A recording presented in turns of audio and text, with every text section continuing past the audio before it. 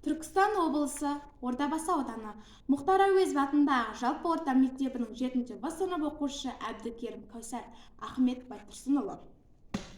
Ахмет Байтұрсынұлы 1872 жылы 5 қыркүйек күні қазіргі Қостанай облысында Жанкелді ауданында Ақкөл ауылында дүниеге келген. Анама хат.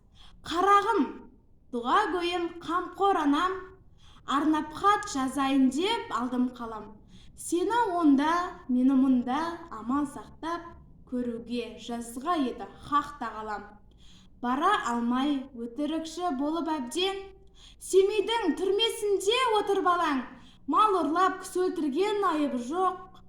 Өкімет, өрзарлыққа не бар шараң? Үмітсіз шайтан болсын деген сөз бар.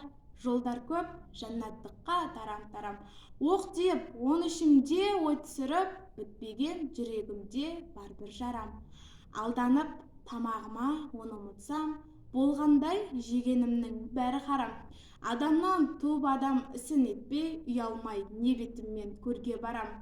Көп айтпай, қысқасынан сездіретін баланың мінезі бар сөзге сараң. Кетер деп суға құлап отқа түсіп, қайғы жеп менің үшін болма алаң.